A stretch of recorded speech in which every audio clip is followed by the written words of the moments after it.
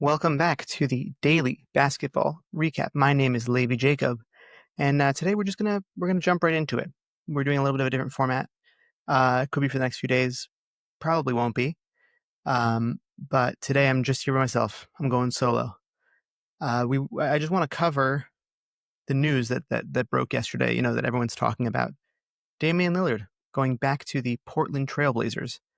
Um, his his tenure in Milwaukee, which was only for 2 years, did not go as planned.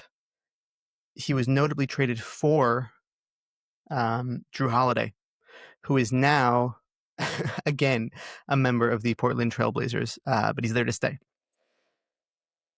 This was a very strenuous time for him, and I'm very happy to say that he's going back to the Portland Trailblazers for 3 years, $42 million on that contract, and I think for 2 of those years he has a no trade clause. Um, the Trailblazers didn't seem to want to trade him to begin with. This was one of those things where he was trying to find more success.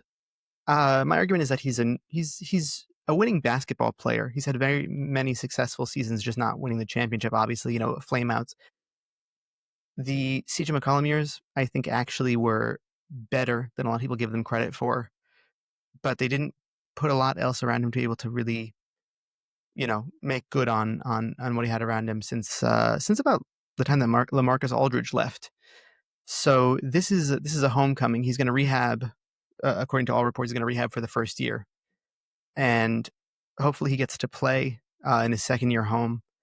But man, having this guy as a veteran for you in the city that he's so beloved in, you didn't see any Damian Lillard jersey burnings. Everyone was really upset, and this is like, it feels like a really, really sweet, um, a homecoming story.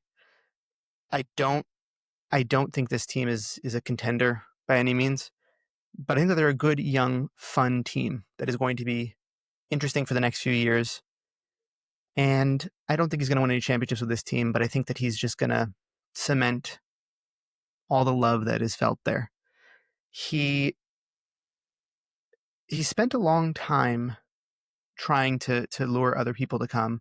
In his time that he's been gone, they've managed to bring in a pretty interesting group of young talent, including the number 16 pick this year, Hanson Yang. I don't know if I'm pronouncing that exactly correct, but he looks like a very interesting player alongside Scoot Henderson, which is the number 2 pick 2 years ago, and Denny Avdia, who's just consistently growing, along with Toumani Camara, who was initially traded for, who made, I think, one of the all-defensive teams last year. There's a lot of very interesting talent on this team, as well as Drew Holiday, the multi-time champion. And I just think it's the right call. I think it's really the right call. I think, a lot of people are expecting him maybe to go to a contender or something like that. I think that he realized that he doesn't want to try to do this anymore. He needs to go back to where he feels he belongs, and I think everyone feels the positive vibes from it. Contrary to popular belief, I actually think that the Bucks did right by him by willing to keep all of that money on the books. Obviously, it opened up space for them to do something this summer, which is something they were otherwise not able to do. But allowing him to go to a destination that he wanted to choose to not only rehab, but also to play moving forward, while still paying him, I think it's a really big sacrifice on their part, and they did right by him. While they are trying to obviously keep Giannis, a lot of people thought it was disrespectful. I don't think it was. I think it was a class act, and I think that it was a class act for Portland. Portland to really say, hey, we made a mistake in trading him in the first place. They needed to see what they can get for him, but this is the right move now. They're making good on it. And yeah, there's not much else going on. There's a little bit of summer league, but not much news there. And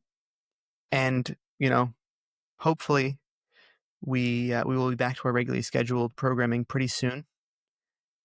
Maybe even some new content for Max. So keep an eye out from that. I mentioned that in the last video.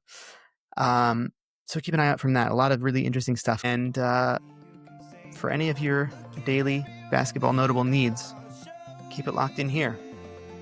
That was your 15-minute daily basketball recap. My name is Levi Jacob. Have a great day. Thank you for listening.